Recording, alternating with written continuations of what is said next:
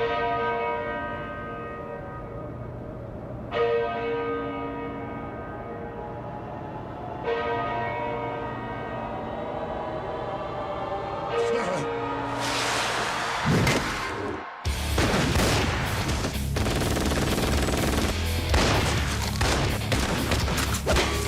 interesting because tonally you have to believe that there is this impending danger from these zombies, and at the same time you have to ride this line of comedy, and that sometimes can be a bit tricky. It's nice. Smell the finger? It's not a slapstick comedy by any means, and it's not a terrifying horror movie, but there's elements of all of that, and that's what makes it interesting. Stay down on the ankle after the first break, and then jam it again. As a first-time director, when you're thinking about what kind of movie you want to make, I definitely was excited because of all the different aspects of this film. As much as it's like a funny, scary, crazy movie, it's also about making a family. It's a really multifaceted zombie movie. Who knew you could, make a movie like that?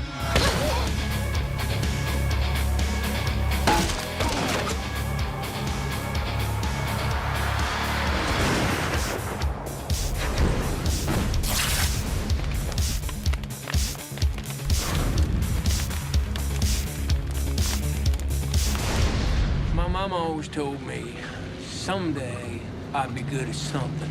Who'd have guessed that something be zombie killing? Probably nobody. We devised the story for Zombieland when we realized there had never been zombies on television before, and we wanted to make that happen. So we wrote a television pilot, and unfortunately, it didn't get made.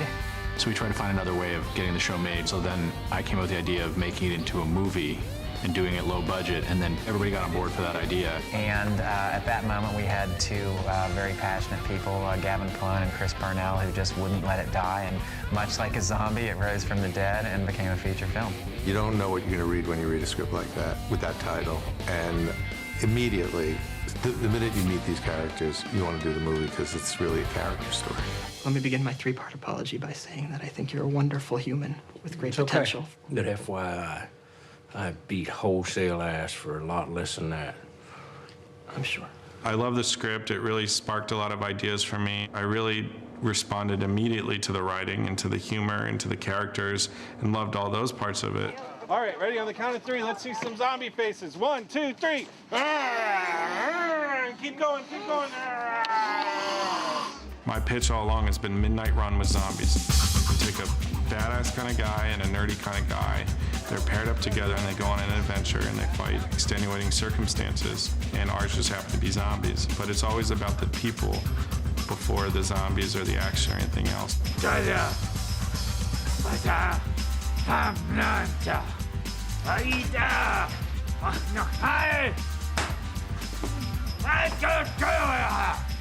Ruben knows these characters so well, he's thought about it so much, and has such a sensitivity towards making us realistic, even in this world that seems, totally unrealistic and crazy.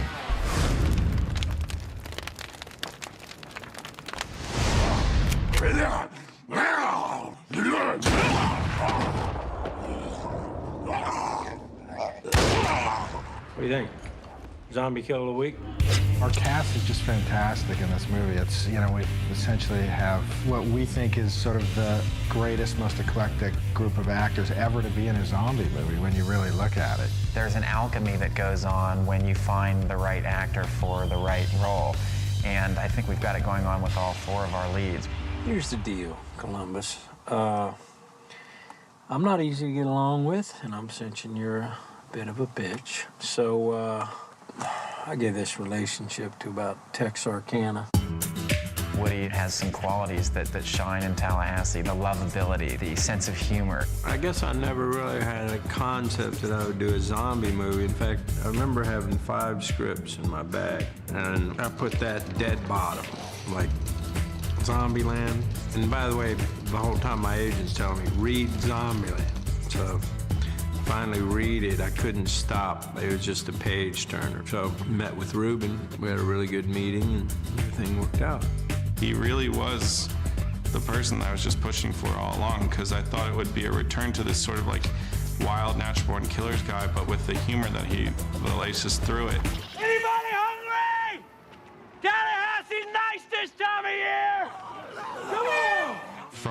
top to bottom, like the jackets, he basically designed with the costume designer himself to make sure that he had made a big impression with that snakeskin jacket and his cowboy hat.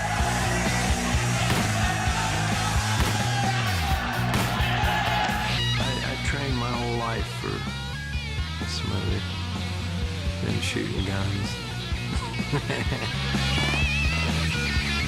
I did train some with some really good gun experts. Actually really enjoyed that. You were like a giant cock-blocking robot, like developed in a secret fucking government lab. Hey. When I read the script, Jesse was somebody who, from the beginning, I was always on the top of my list. I mean, there's a lot of really talented young actors, but he's just got this innate humor, but also this sensitivity, and you can really picture him being the biggest coward in the world. I'm considering opening that bathroom door. Notice what a huge wuss I am. Seriously, I don't have the spine God gave one of those trembly toy poodles, the kind that pees on eye contact. I loved the character when I read it. I could certainly relate to like being obsessive compulsive about like things and wanting to have everything in order, often at the expense of like enjoying things. So I thought it was really written very honestly and clearly, that kind of struggle. We actually had some auditions with different actors, and we had a few of them read with Woody, and it was clear to me that Jesse was the guy, but then Woody really hammered it home and said, no, Jesse's the guy. They're in the back, aren't they? Just me. I'm really sorry.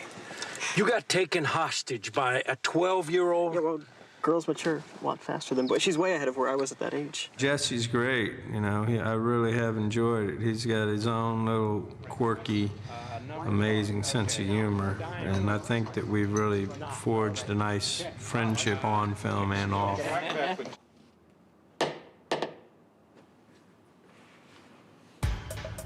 Emma Stone, I don't think has done any role like this before. This role's not a comedic role. It's just kind of like the femme fatale, the kind of classically just hot, badass chick.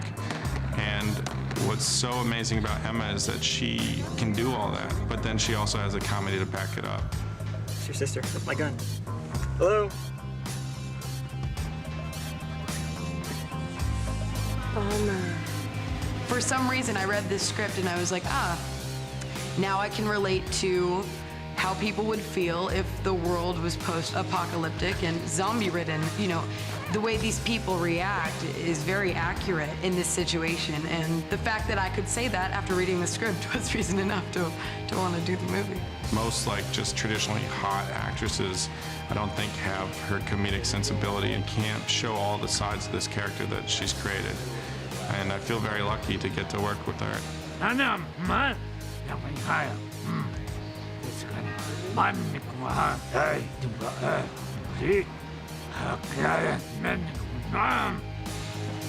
She's just one of those actresses, she just got it. There's something really pure, smart, clever. I think she's a great actress. I really do. I can't believe she's 20. No Twinkies. When I read the script, I was like, well, we should get somebody, you know, Abigail Breslin would be great, but there's no way that it'll ever be Abigail Breslin, so we'll just have to find somebody. And that's kind of how it went for a really long time. And then somehow she's in this movie. I think she really liked the script and wanted to do something a little bit different. I thought that it was fun. It's different from anything I've ever done. I mean, I've never done a zombie movie, so I thought that it would be really cool. And my character, I really like, because she's very feisty, I guess. She kind of, I get to say some pretty cool things, and I just liked her a lot. Gun, please. Like you'd actually use that thing. Jesus H. Christ and low-rise jeans. I like the scene where I pretend to be a zombie, so I have this fake blood and habanero sauce on my arm, and then I lick it off, which was kind of disgusting because you have the peppermint-flavored fake blood mixed with mild salsa. So not my favorite, but it was pretty fun to do. In this scene, she had to cry, and she did every single take crying. And even when she was not on screen, she was crying, you know, when someone else is close up. I think everyone, from Woody, Jesse, Emma, everybody was impressed by her every day. I mean, she's just the real deal. She's phenomenal, and she's really fun to hang out with.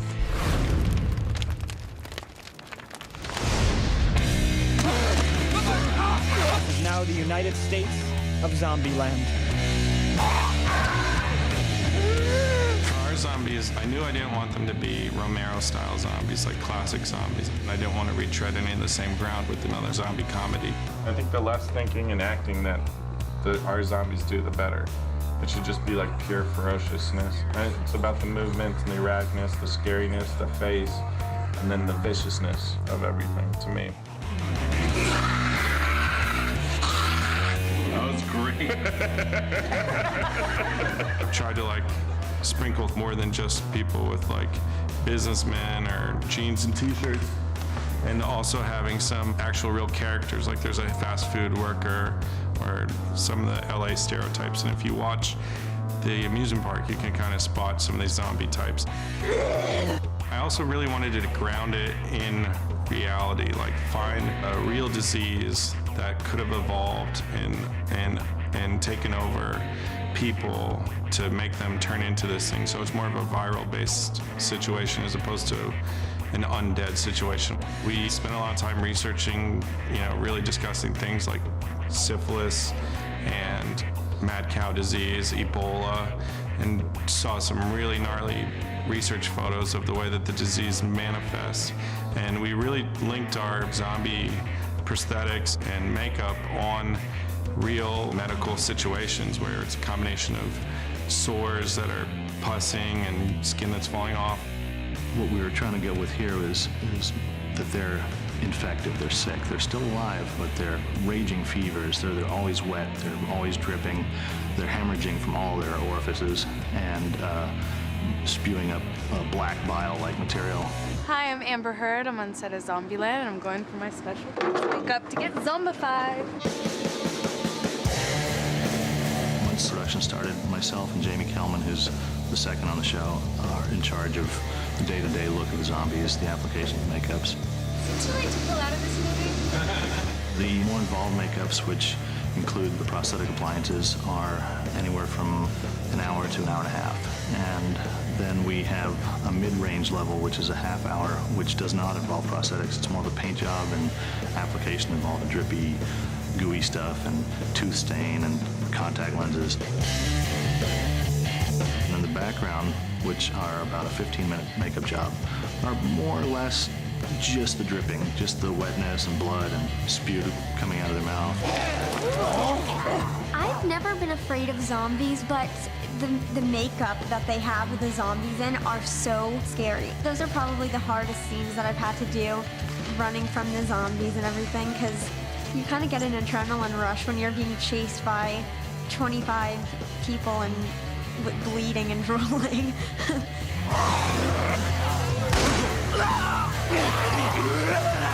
Motherfucker. The makeup is incredible. I kind of, wish I had just a little wound there or something on the neck, because it seems like it'd be fun to put on. They all kind of look like small Georgia O'Keeffe paintings on the face. Hi. Nice to meet you. Howdy. Amber. Your lenses are in. I'm not as disappointed about not getting to be a zombie as Abigail is. Abigail really, really wants to be a zombie. She says it all the time. Oh my god. Unbelievable. It looks so good. That is really cool. That's amazing. It looks cool though. I have asked everybody if I could turn into a zombie at the end of the movie, and they all say no. And it's really upsetting because I see all the zombies and they're so cool and they get to have like everything coming out of their mouth and they get to walk all cool and have the great makeup, and it's like, honestly, I just get to be running away from them. I sort of ask them questions about how the makeup feels and living vicariously through them. She's really excited about it, and I think it looks really sticky. Literally sticky. As Miss Underworld, I promise to promote world peace and dental hygiene.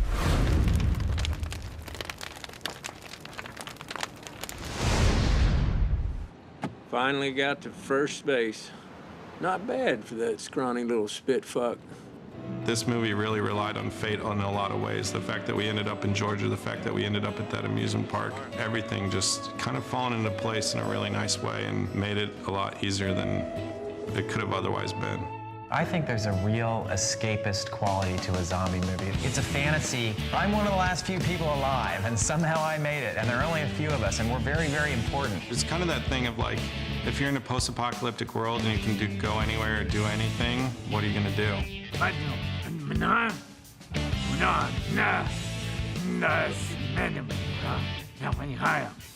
That's the poster right there.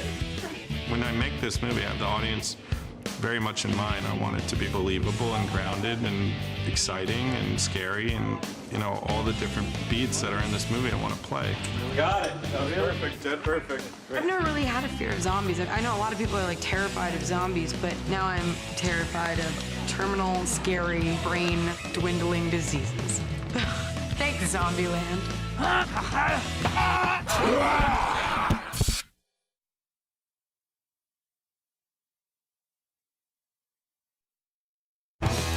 Background?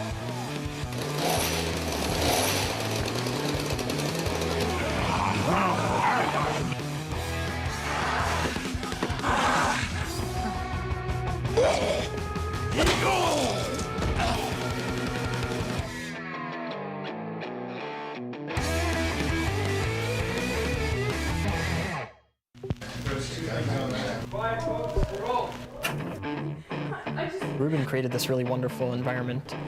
Day one.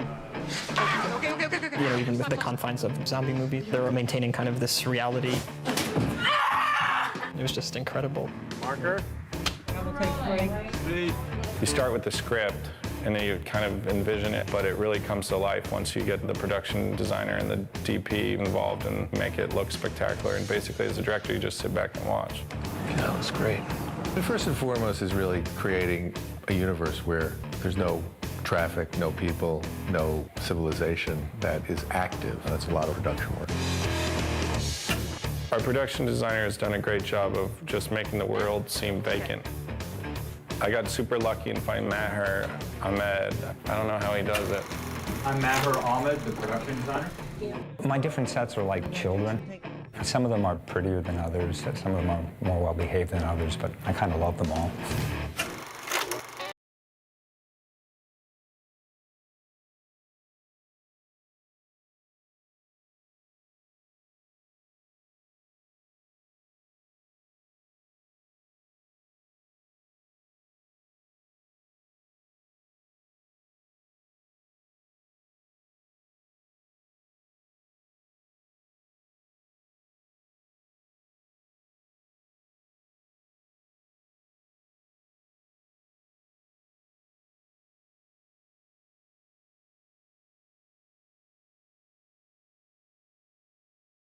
Doesn't that feel good? Breaking stuff appeals to the innermost kid in everybody, and they just get started, and nobody cares. The place is abandoned, and they just have a lot of fun being destructive, but it's a benign destruction in this world of just incredibly malignant destruction that surrounds them.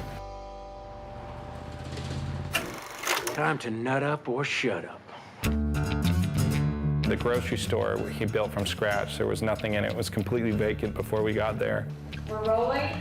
We had originally thought about going into a real grocery store, and it's just not a practical kind of thing. We would have destroyed a lot of the stock, and it would have been expensive to buy the place out. And action.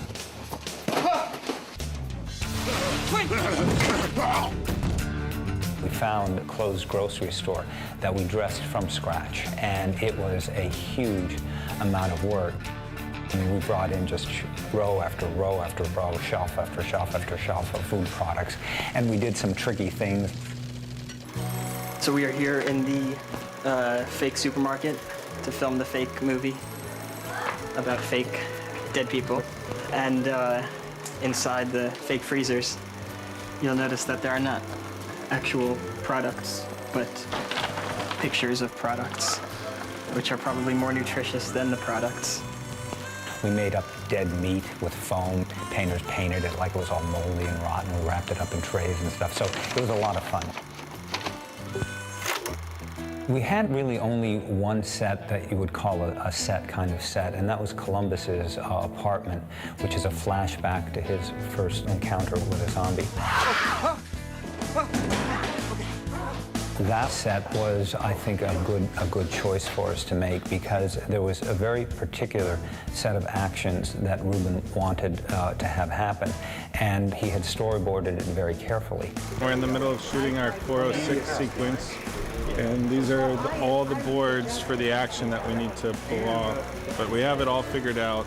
It's just now a matter of getting each of the angles and crossing them off as we go along. It was apparent that this would best be done by building a set because he could get all of the angles he wanted and the particular action he wanted. Right. Ah! Shit, I'm so sorry. Ah! Good. Let's have the blood.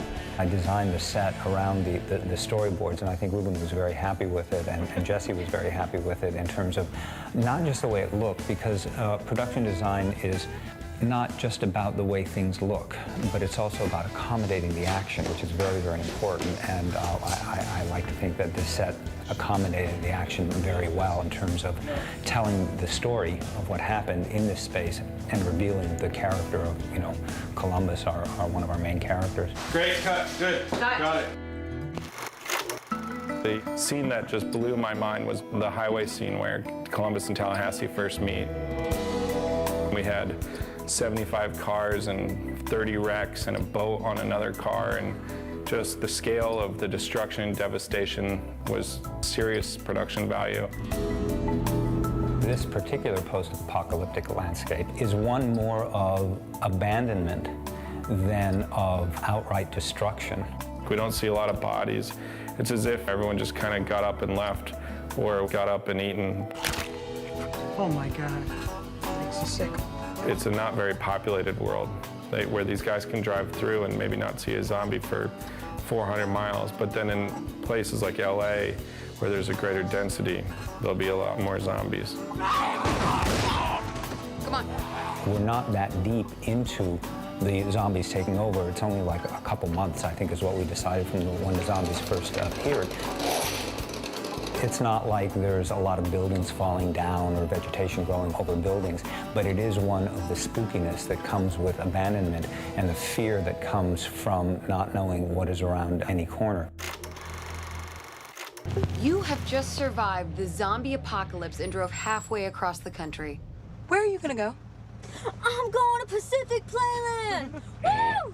Zombieland was originally conceived as an hour-long television pilot. So it ended with our girls, Emma and Abby, stealing the guy's car and driving off into the sunset. It was very much a cliffhanger. When we expanded it into a feature, clearly that was not going to work anymore. They were struggling with how to figure out the ending, and I pitched this whole amusement park idea, and I think they really responded to it. Suddenly, the amusement park became the anchor for our movie. It became a sandbox to play in terms of writing action.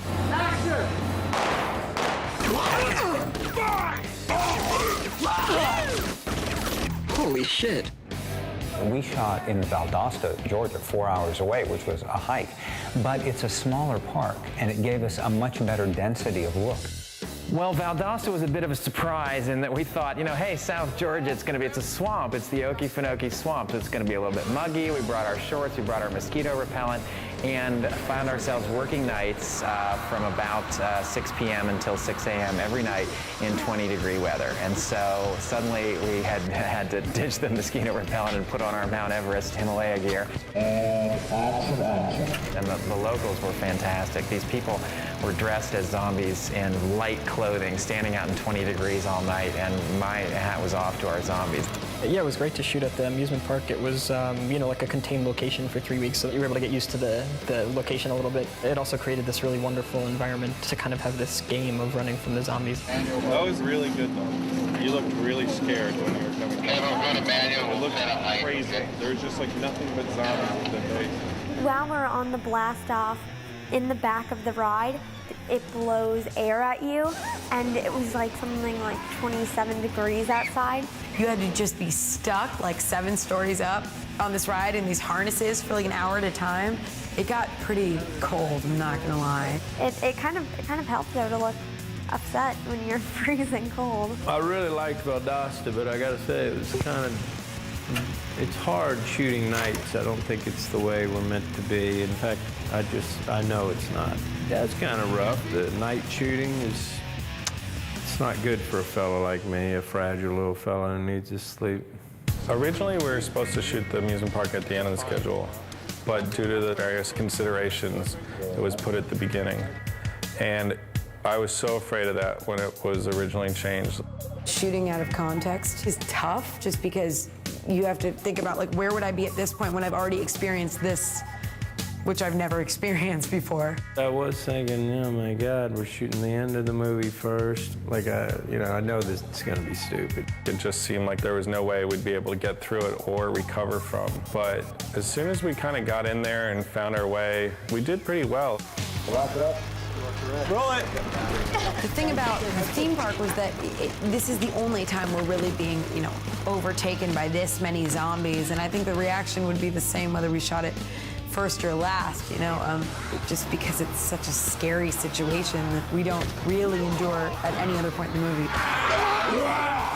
The end of the movie is so different from everything else. There's not really any talking. There's no dialogue. It's like, there. There! Run. Come on! Hurry! Help. Oh my God. It's like there's no scenes really.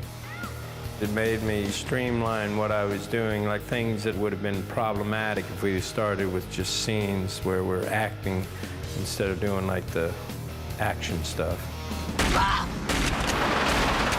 I was gonna try this weird kind of stuttering affectation, and I think I might have gone the wrong direction. For the actors and me, it was nice to really work on the characters and figure out who they're playing so that when we come back and do the stuff that really matters, I think everyone has a good sense of each other. I have a good relationship with them, and so I think it actually ended up being really beneficial. The fact that we started doing that stuff did help me get into my character's mindset without trying some crazy shit that would have just been a disaster, Yeah, it's pretty awesome. I feel like I couldn't be better taken care of as a first-time director, and just getting lucky enough to work with the talented people that made this movie so much better than it would have been if left to my own devices. I thought it looked great. Yeah, let's say we got it. Okay. The interesting thing about working in the movie business is that it is a collaborative effort. Straight up. You got it. What is brilliant about working with other people is ideas are constantly flowing and bouncing, and I like to say that sometimes a bad idea is great because it triggers a good idea.